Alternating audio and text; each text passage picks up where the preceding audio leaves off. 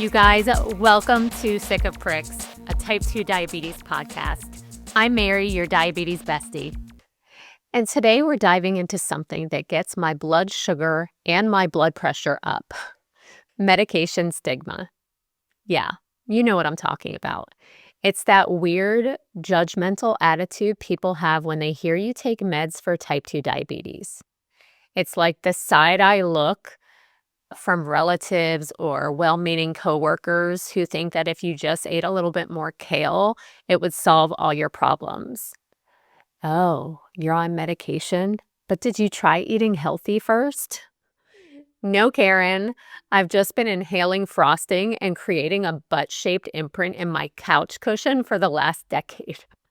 Of course, I tried managing it with lifestyle changes. I also tried listening to my doctor, the one who has actual knowledge about diabetes.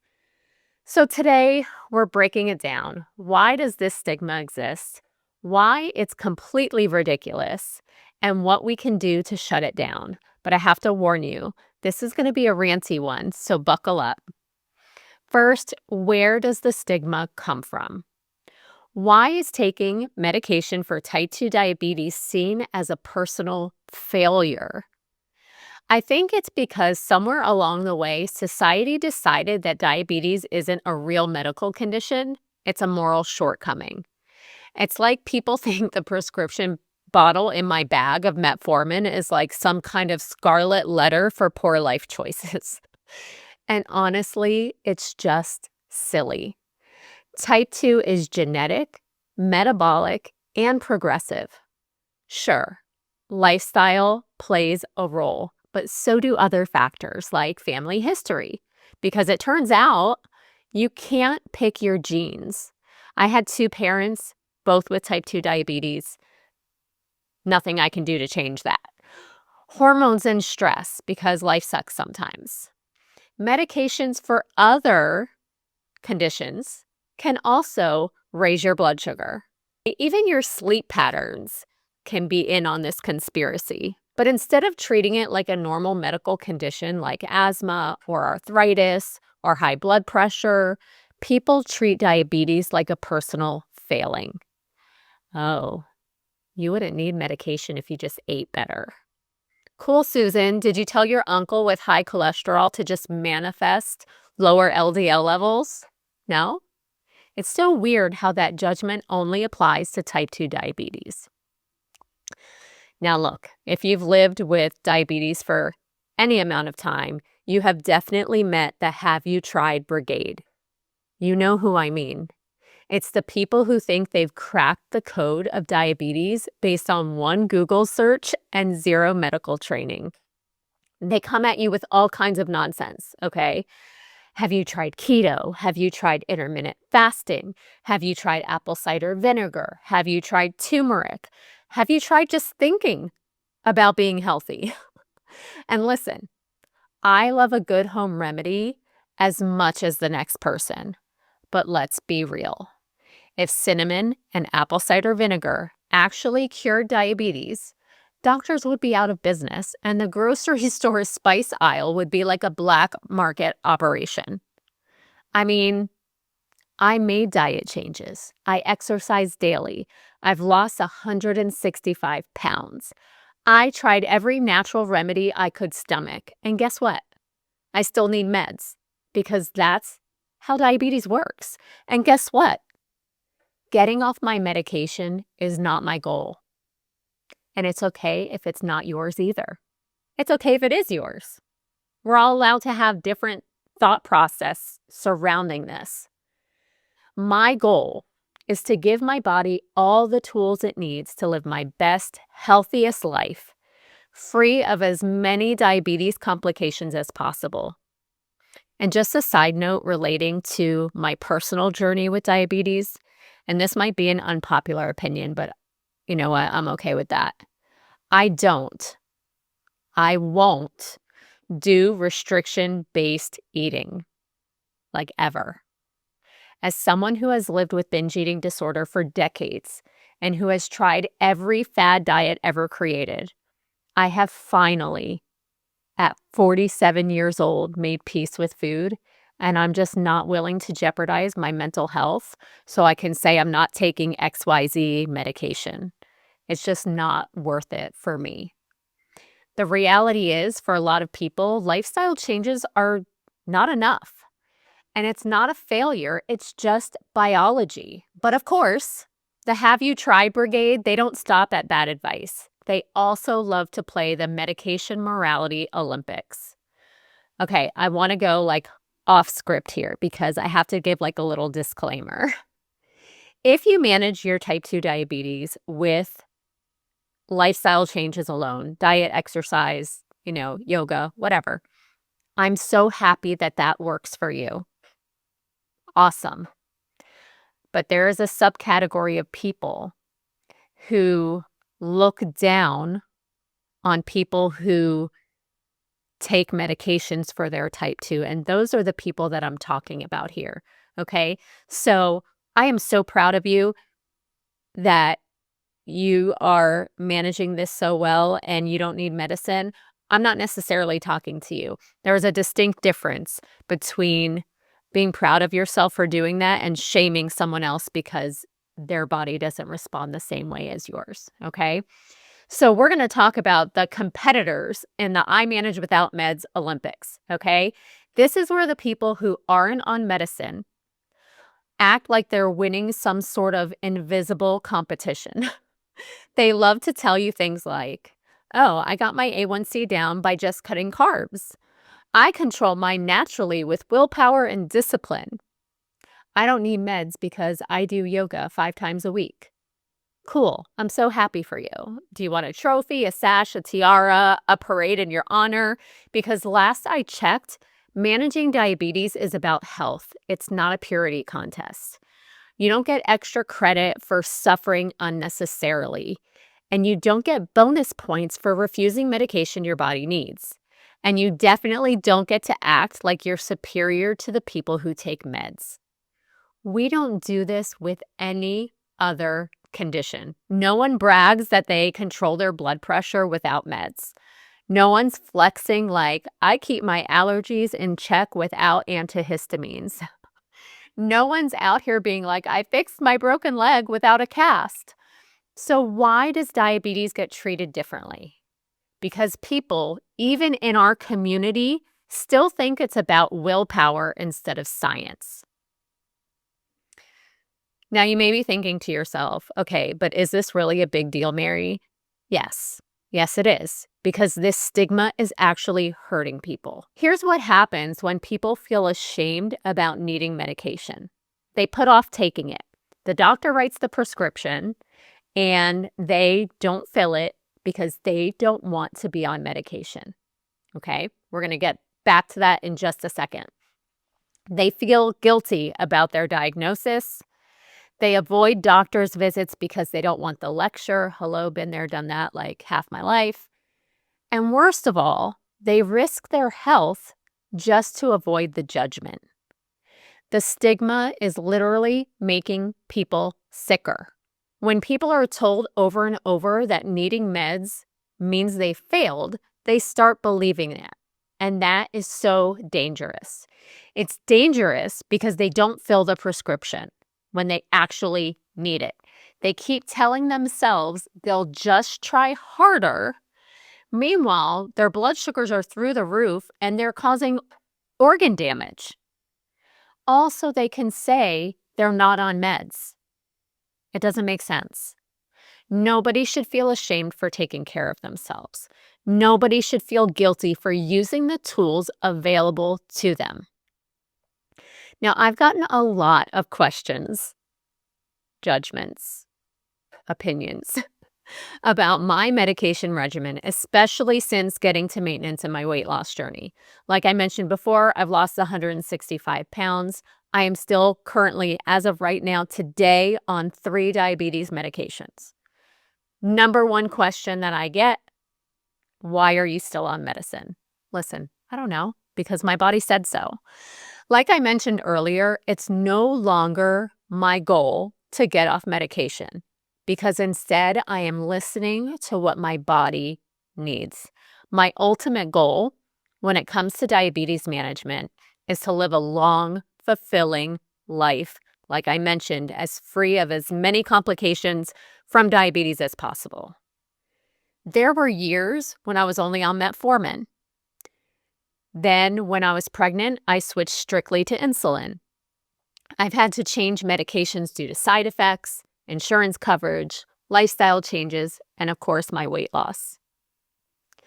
My current medication protocol has helped me to feel better than I have in years.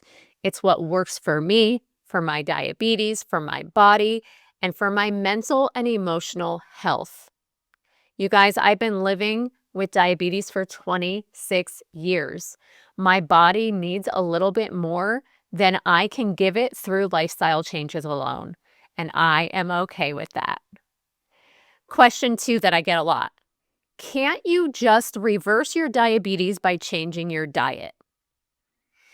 I've heard so many times over the years that you can eat to beat diabetes. I have felt the stigma of taking medication rather than making big diet changes. But here's the thing, I have made big diet changes. I know for some, eating low carb has produced amazing results. Have I tried it? Sure. I went keto for 3 months, lost 20 pounds, and my A1C went down. But my cholesterol and triglycerides went sky high. Also, side note, I was completely miserable. Miserable. I felt like I was punishing myself every single day of my life. And my binge eating disorder was triggered daily by the super restrictive way of eating. It was a constant battle. And when I went back to balanced eating, my numbers returned to the normal range and I instantly felt lighter emotionally. I also have a family history of heart disease and heart failure, and the keto diet isn't really ideal for preventing those conditions. To me, the reward didn't outweigh the risk. Another comment that I get a lot of is, oh my gosh, I could never take that many medications. Cool for you, I guess. I used to let it really bother me, and I would get all in my head and all in my feelings about what I was or wasn't doing. So I'm not just taking one medicine, I'm taking many medications. But the reality is my body tells me what it needs and I listen and I make decisions with my medical team accordingly. I had to learn to mind my own business and block out the voices of other people when it came to my management. I know how hard I work day in and day out to keep this disease in check, but I've learned that my management requires a partnership of lifestyle changes, medication, my medical team, and a detective-like approach. Each medicine I'm on is designed to work on a specific aspect of my diabetes. And so for me, it's the comprehensive approach to my management that helps me to be successful. This last one that I get, okay, you must not really be trying if you're on insulin. I had to go on insulin years ago because my body just stopped working correctly. Like out of nowhere, I was waking up with blood sugars over 200 and nothing else had changed. I was still exercising, still, being mindful of my nutrition. And I went to my doctor and I'm like, I don't understand why this is happening. And she suggested insulin and I cried. I was so disappointed in myself and in my body. I think many of us have heard from our doctors that if you don't do better, you'll have to go on insulin. Has anyone else heard that? I viewed needing insulin as a personal failure, but the reality is, just like I said, out of the blue, my numbers changed, okay? When my endocrinologist introduced that small dose of long-acting insulin, it was like magic. My morning numbers were back to consistently being below 100. She explained to me that physiologically, it made sense that my body needed the assistance after so many years of living with type 2 diabetes. As of right now, this minute, as of this recording, I am not on insulin. But here's what I know. If I end up needing it again in the future, no tears will be shed because insulin is just another tool in the diabetes management toolbox. Now, how do we shut down this shame over medication? Okay, how do we fight back? We're going to go over some tactics that you can use when situations like this come up. My first tip is to correct the nonsense. And I know that it might not be your first reaction to educate because sometimes you just want to tell the person off. But if someone says meds mean failure, hit them with the facts. Use it as a learning opportunity. You can say, actually, type 2 diabetes is progressive, so medication is often necessary even with lifestyle changes. You can also help to normalize it, talking about your meds openly, sharing your experiences. The more that we treat diabetes like the medical condition it is, the less power stigma has. Don't engage with food and body shaming. The next time when someone says, should you be eating that? You can respond with, shouldn't you be minding your own business? Support each other. If you hear someone medication shaming, call it out. No one should feel bad for doing what's best for their health. Okay, so that's how you can do with other people's view on taking meds for type 2 diabetes. But what about the judgment we bring on ourselves? How do we fix that? Here are some of my top tips. Number 1, shift your perspective. My medication falls into the same category as my blood glucose meter, my CGM, weights, scale, and food choices. They are all equally important to my overall goal of living a long and healthy life with type 2 diabetes. Avoid the comparison game. With diabetes, everything seems to be about the numbers. A1C, fasting blood sugar, cholesterol, how many days a week you exercise, how many carbs you're eating, and how many medications you're on. It's really hard to avoid comparing your numbers with someone else's. It's especially difficult not to compare your progress with someone else's. I had to learn to put blinders on and focus on my own path. My body, my diabetes, and my medical history are unique. So measuring myself against others didn't really make any sense.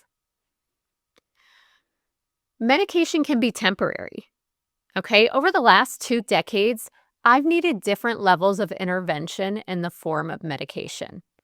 Like I said, during my pregnancies, I was on mealtime and long-acting insulin. Once I was finished breastfeeding, I returned just to oral medications. There have also been periods of time due to personal crisis when nutrition and exercise weren't my priority.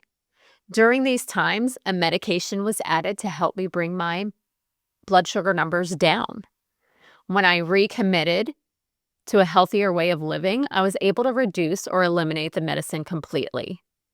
I had to be okay with needing help, whether it was just for a season or permanently. While you're working on the lifestyle changes that could help you eliminate the need for medications, let those medications assist you in staying healthy. Block out the noise, or ignore it, or unfollow it.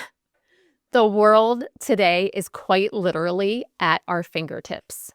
With a quick online search, millions of articles appear with seemingly legitimate information on how to live with, manage, or even cure your type 2 diabetes. P.S. There's no such thing. I had to limit my consumption, okay? This meant only taking in reliable sources of information. I avoided social media, doctors claiming to have all the answers. I avoided listening to the well-meaning stranger who commented on my Instagram post about the herbalist who helped his cousin. Have you guys gotten those comments on your posts? Oh my gosh. I made it a part of my self-care to unfollow people who regularly told me my way was wrong or shamed me for the way I chose to manage my diagnosis. I just block, unfollow. No, thank you. And last, be your own advocate. Having an open line of communication with my medical care team is an essential part of my diabetes management. And I had to meet several doctors until I found someone I was comfortable with.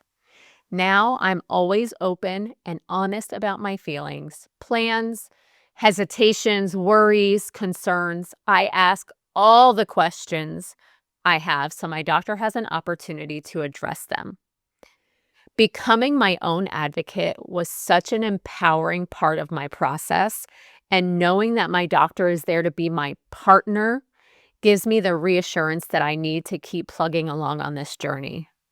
I have learned not to be afraid to speak up if I'm ever uncomfortable with any aspect of my management.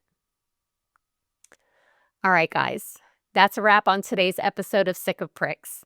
If you liked what you heard, subscribe, leave a review, and share this with someone who needs to hear it. And remember, taking care of yourself isn't a moral issue.